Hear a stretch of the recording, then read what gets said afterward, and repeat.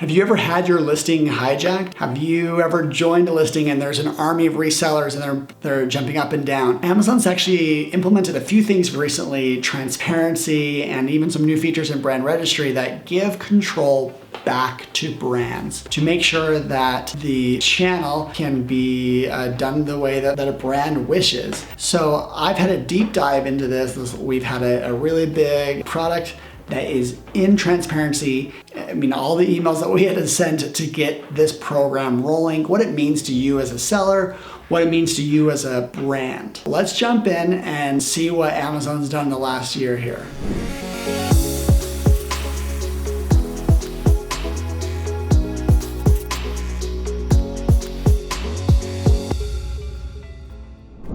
So I want to focus on the two ways that we are seeing a lot of brands take control over their channel. The first I'll cover is transparency. It's pretty straightforward. It's if you're going to start selling a product that's in Brand Registry, you need 5 transparency codes just to create a listing. So you can see that it's very effective at stopping people from creating listings. This program was built for counterfeit, and there's a few caveats that make it a challenge. Is that you have to start putting on this code, this transparency code, on every single product in every channel. If you agree to sign up for it, if you're selling, here's a brand that we have inside of Brand Registry, and they have to sell it. They have to put a code on everywhere, and the code actually costs a few cents per product. Here's where we could create new codes and we get charged accordingly. It's not that big of a deal, but I mean, this program, you're enrolled in it, counterfeits will just be not an issue.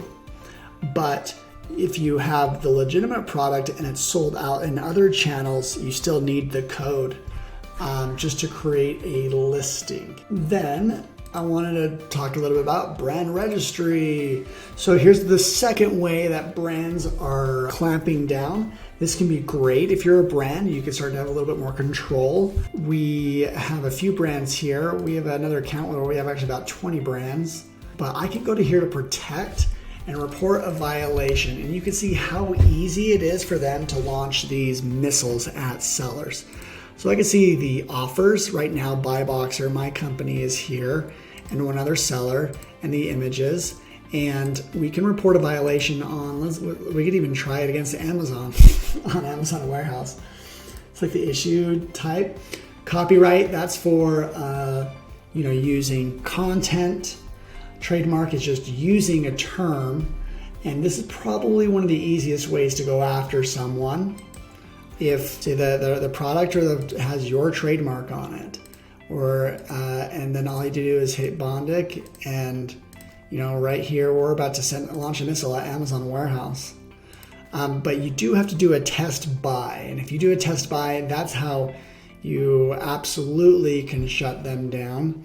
I think that we don't have access to this button because this is a used product. We have done it. We have enforced this brand, and those are the types of things that brands can do right now.